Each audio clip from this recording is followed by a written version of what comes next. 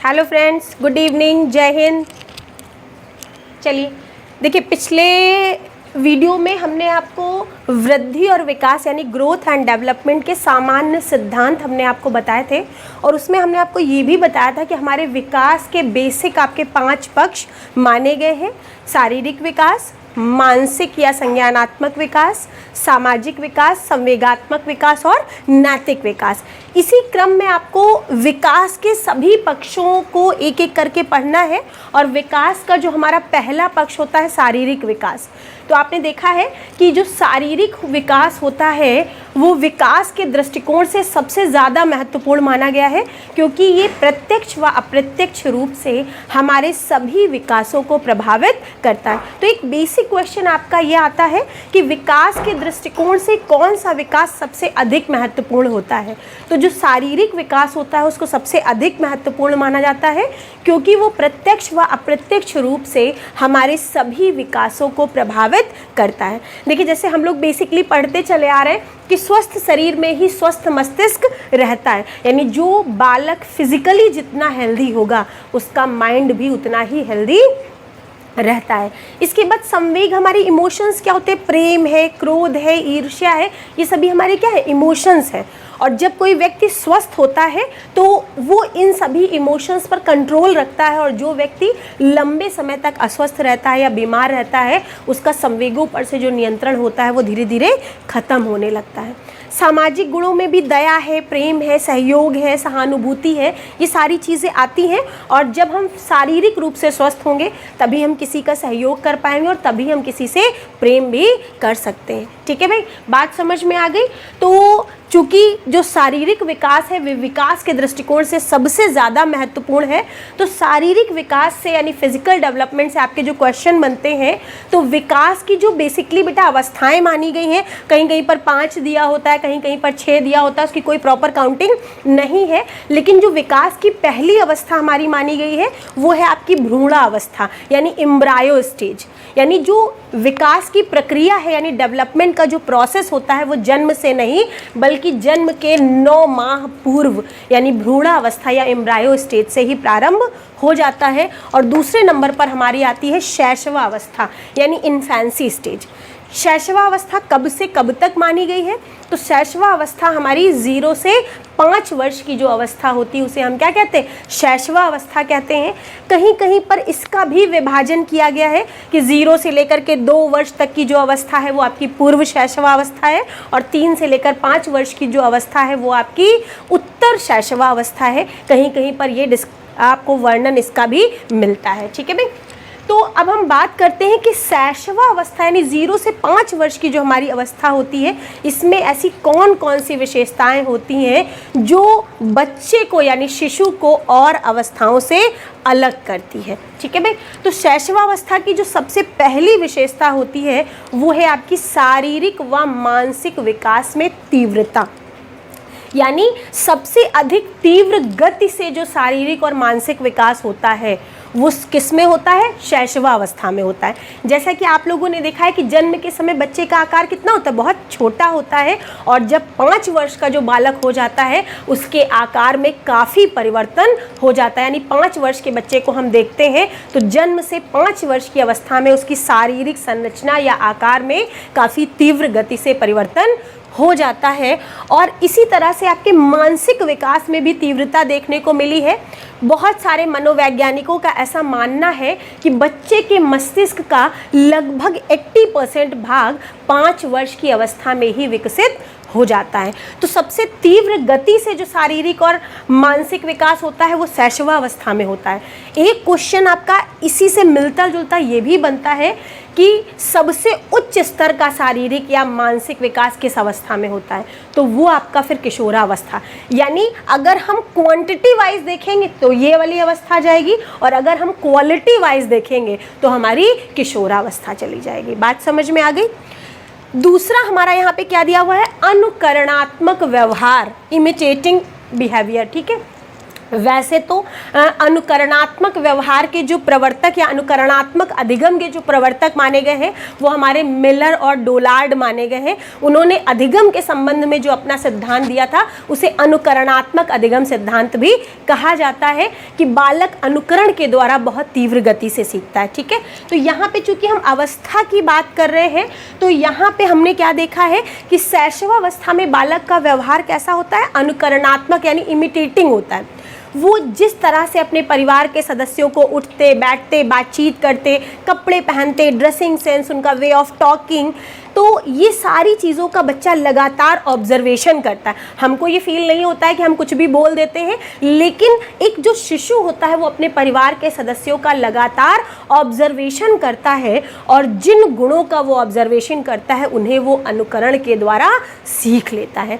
यानी शैशवावस्था में जो बालक का व्यवहार होता है वो कैसा होता है, अनुकरणात्मक होता है, यानी उसके माता पिता या परिवार के सदस्यों के व्यवहार पर ही आधारित होता है। जैसा वो प्रत्यक्ष रूप से उसका अवलोकन करता है स्वयं भी वैसा ही व्यवहार करने लगता है। जैसा कि हमने क्या देखा है कि अगर हम अपनी क्षेत्रीय भाषा में बात करते हैं तो हमारे बच्चे उसी लैंग्वेज में बात करते हैं, अंग्रेजों के बच्चे उस भाषा में बात करते हैं और हमारे बच्चे हमारी अपनी भाषा में बात करते हैं। उनका खाने पीने, उठने बैठने, कार्य करने का जो तरीका होता है वो अपने से बड़ों के द्वारा ही प्रभावित होता है, वो उन्हीं से अनुकरण करते हैं और उन्हीं के द्वारा सीखते हैं। ठीक है भाई, थर्ड नंबर पे देखिए हमारा क्या आता है, ये बहुत इंपॉर्टेंट है, मूल प्रवृत्त्यात्मक या संवेगात्मक व्यवहार, यानी बिहेवियर बेस्ड ऑन इंस्टिंक्ट या आपका जो होता है इमोशनल बिहेवियर या संवेगात्मक व्यवहार आपका आता है।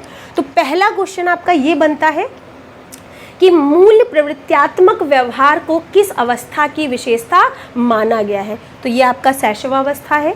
मूल प्रवृत्त्यात्मक या संवेगात्मक व्यवहार के प्रवर्तक कौन थे, तो ये हमारे मैकडूगल थे। प्रसिद्ध मनोवैज्ञानिक मैकडूगल ने मूल प्रवृत्त्यात्मक या संवेगात्मक व्यवहार की व्याख्या की है। अब हम बात करते हैं कि मूल प्रवृत्तियाँ होती क्या हैं। तो बालक में पाए जाने वाले वो जन्मजात गुण जो बच्चे में जन्म से ही पाए जाते हैं, ऐसा माना जाता है कि मैकडूगल ने ऐसा माना है कि जो मूल प्रवृत्तियां होती हैं वो कितनी होती, 14 होती हैं, जबकि जन्म के समय जो मूल प्रवृत्तियां पाई जाती हैं वो 4 मूल प्रवृत्तियां होती हैं। कौन कौन सी, भय, प्रेम, क्रोध और पीड़ा। ये 4 मूल प्रवृत्तियां ऐसी हैं जो बच्चे में जन्म के साथ ही पाई जाती हैं। जैसे जैसे उसकी आयु बढ़ती है उसकी मूल प्रवृत्तियां भी बढ़ती जाती हैं और एक सामान्य अवस्था में पूरी 14 मूल प्रवृत्तियां उसमें विकसित हो जाती हैं।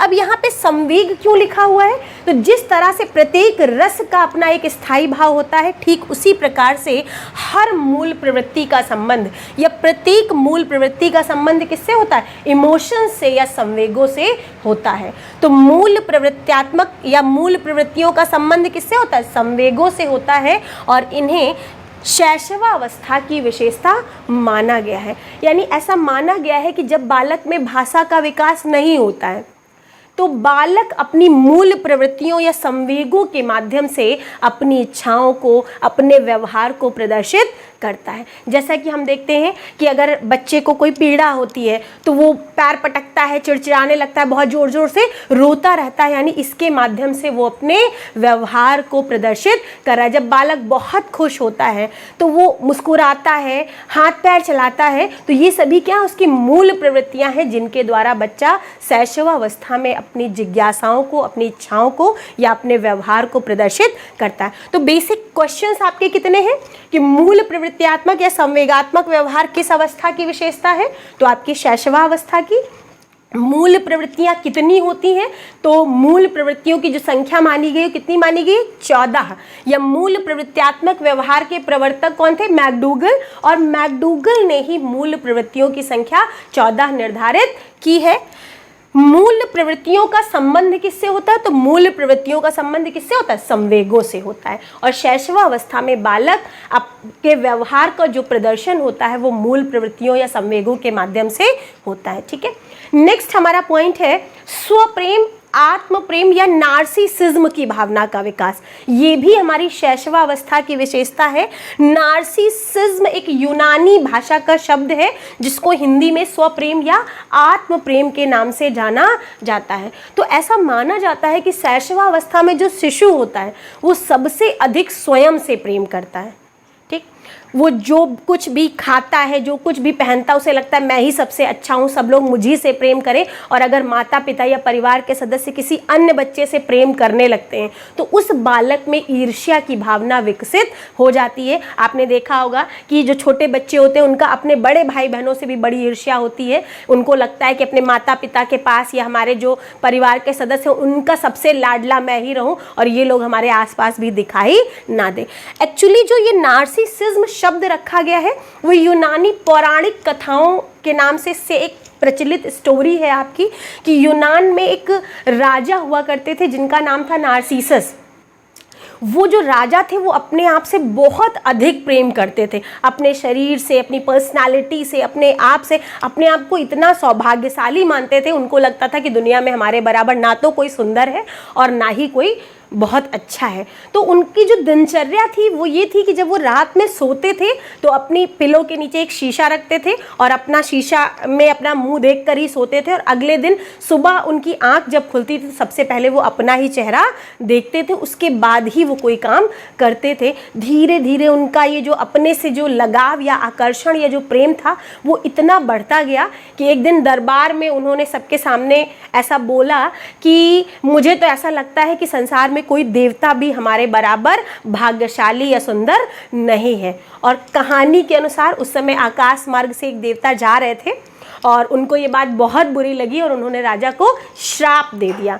अब श्राप का परिणाम क्या होता है कि डेली रूटीन के हिसाब से आपके जो राजा थे सोते हैं अपना चेहरा देख के बिल्कुल प्रसन्न होकर के, और अगले दिन फिर वही रूटीन। जैसे ही वो उठते हैं और अपने पिलो के नीचे से अपना शीशा उठा के अपना चेहरा देखते हैं, उनके मुंह से बहुत तेज से चीख निकल जाती।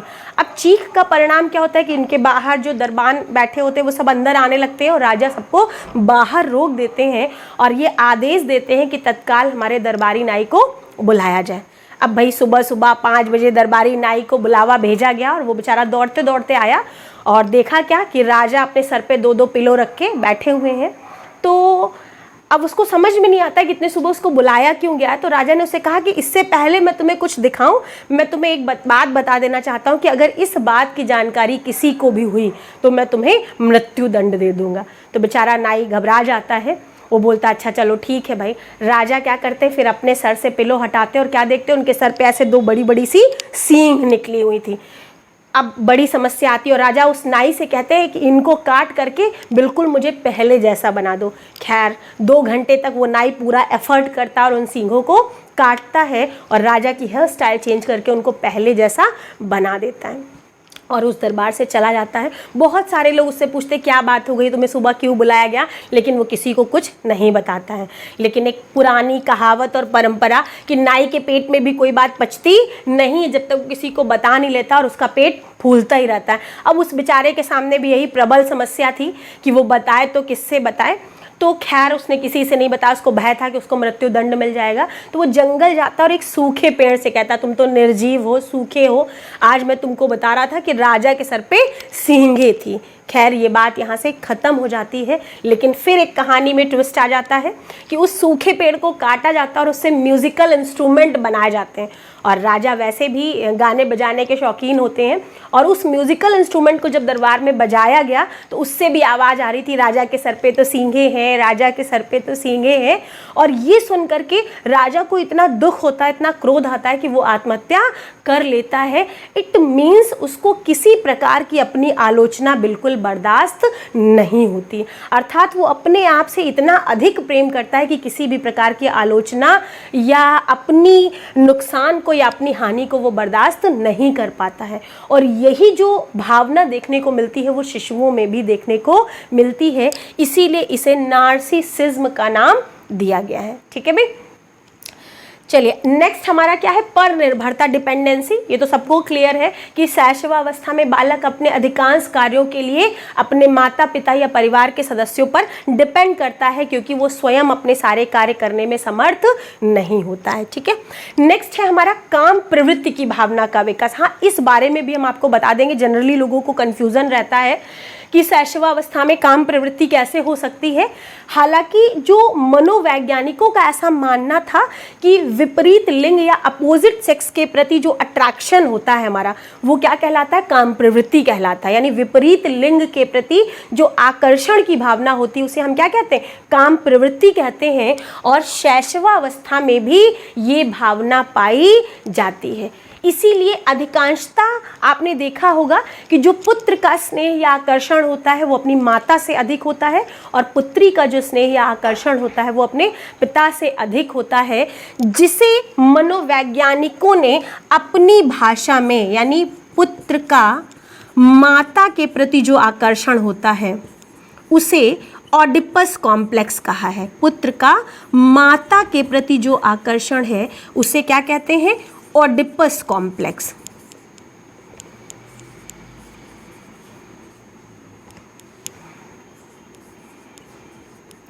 और पुत्री का अपने पिता के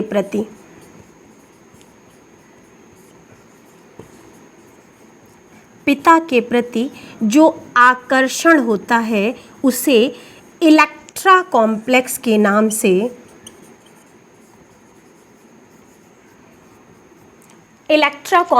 नाम से जाना जाता है। यानी शैशवावस्था में भी बच्चों में काम प्रवृत्ति की भावना देखने को मिलती है, यानी विपरीत लिंग के प्रति अट्रैक्शन देखने को मिलता है, जिससे प्रूव करने के लिए मनोवैज्ञानिकों ने ये कहा कि प्रायः पुत्र का अपनी माता के प्रति इस अवस्था में स्नेह या आकर्षण होता है, जिसे ऑडिपस कॉम्प्लेक्स कहा जाता है, और पुत्री का अपने पिता के प्रति स्नेह या आकर्षण अधिक होता है, जिसे इलेक्ट्रा कॉम्प्लेक्स के नाम से जाना जाता है। ठीक है भाई, नेक्स्ट पॉइंट हमारा क्या है, सामाजिक गुणों का विकास। यानी जैसे जैसे शैशवावस्था में बच्चे में सामाजिक गुण भी आने लगते हैं, उसमें दया है, प्रेम है, शेयरिंग है, सहयोग की जो भावनाएं होती है वो विकसित होने लगती हैं। छोटे बच्चे अपनी मम्मा के कामों में हाथ बटाते हैं, अपने भाई बहनों के साथ प्रेम करते हैं, अपनी चीज़ों को शेयर करते हैं, यानी उनमें ये सोशल क्वालिटीज़ भी डेवलप होने लगती हैं। नेक्स्ट पॉइंट क्या है, इंद्रियों के प्रयोग द्वारा सर्वाधिक रूप से अधिगम आप यहाँ पे कह सकते हैं, क्योंकि हम अपनी होल लाइफ अपने बॉडी ऑर्गन्स को या अपने सेंस ऑर्गन्स को यूज करते हुए अधिगम करते हैं, लेकिन सर्वाधिक रूप से बॉडी ऑर्गन्स का यूज करके हम जो अधिगम करते हैं वो शैशवावस्था में होता है। माना ये जाता है कि शैशवावस्था के प्रारंभिक वर्षों में, यानी 0 से लेकर 2 वर्ष तक, बच्चे में भाषा का विकास पूरी तरह से ना होने के कारण बच्चा क्या करता है, बोल करके अपनी जिज्ञासाओं को शांत नहीं कर पाता, या बोल करके या पूछ करके वो अधिगम नहीं करता है। तो बच्चा जब भी किसी नई चीज को देखता है तो उसे छू कर, तोड़ कर, पटक कर उसके बारे में जानकारी प्राप्त करने का प्रयास करता है। यानी सर्वाधिक रूप से अपनी इंद्रियों का प्रयोग करके जो अधिगम करता है बच्चा, वो आपका शैशवावस्था में ही करता है। क्लियर हो गया।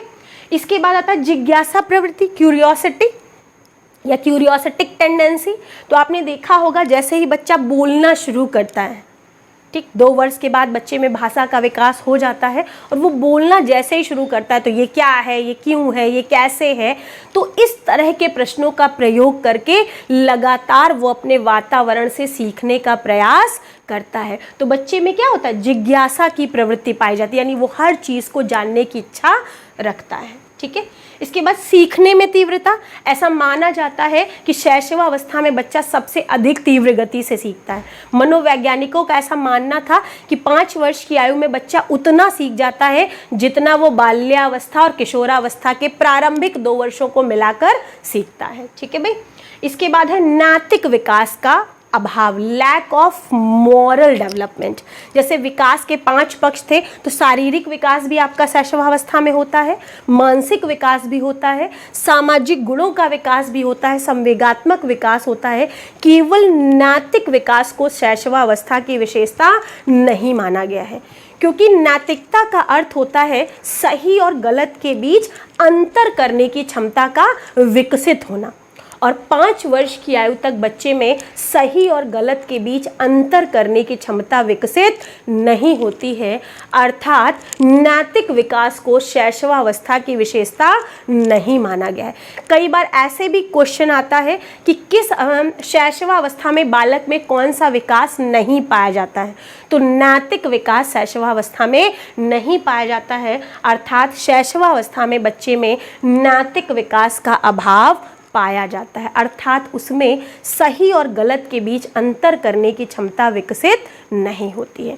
तो ये थे आपके बेसिक शैशवावस्था की जो विशेषताएं एक बच्चे में 0 से 5 वर्ष की अवस्था में पाई जाती हैं, ये सारी वे विशेषताएं हैं जो केवल और केवल बच्चे में शैशवावस्था में ही पाई जाती हैं। इतना सबको क्लियर हो गया? बेसिक क्वेश्चंस और कितने आपके, देखिए एक बार फिर हम आपको रिमाइंड करा देते हैं कि बेसिक कितने क्वेश्चंस बन सकते हैं। ऐसे भी क्वेश्चन आता है इनमें से कौन सा विकास शैशवावस्था में नहीं होता, तो हमें केवल याद है कि नैतिक विकास शैशवावस्था में नहीं होता है। नेक्स्ट क्वेश्चन है कि नार्सिसिज्म की भावना को किस अवस्था की विशेषता माना गया है, तो आपका शैशवावस्था की विशेषता, इसको हिंदी में स्वप्रेम या आत्म प्रेम भी कहते हैं। मूल विकास की किस अवस्था में बच्चे का व्यवहार मूल प्रवृत्त्यात्मक होता है, तो शैशवावस्था में होता है। जब बच्चा बोल नहीं पाता है तो अपनी मूल प्रवृत्तियों और संवेगों के माध्यम से अपने व्यवहार का प्रदर्शन करता है। मूल प्रवृत्त्यात्मक व्यवहार के प्रवर्तक कौन थे? मैकडूगल। ठीक है, मैकडूगल के अनुसार मूल प्रवृत्तियों की संख्या कितनी होती? 14। मैकडूगल के अनुसार मूल प्रवृत्तियों का संबंध किससे होता है? संवेगों से होता है। नेक्स्ट, सर्वाधिक रूप से इंद्रियों के प्रयोग द्वारा अधिगम विकास की किस अवस्था में होता है, तो शैशवावस्था में होता है। ठीक है भाई। नेक्स्ट क्वेश्चन, इनमें से कौन सी विशेषता शैशवावस्था से संबंधित नहीं है? काम प्रवृत्ति की भावना, शारीरिक तथा मानसिक विकास में तीव्रता, अनुकरणात्मक प्रवृत्ति, मूल प्रवृत्त्यात्मक व्यवहार या रचनात्मक तथा सृजनात्मक चिंतन। तो रचनात्मक तथा सृजनात्मक चिंतन आपका शैशवावस्था में नहीं आता है। क्लियर हो गया? आशा है कि आप सभी लोगों को ये टॉपिक क्लियर हो गया होगा। अगर आपको ये वीडियो पसंद आए तो लाइक कीजिए, जिसको नीड हो उसको आप शेयर कीजिए और ज़्यादा से ज़्यादा हमारे चैनल को सब्सक्राइब करवाइए। Okay students, thank you.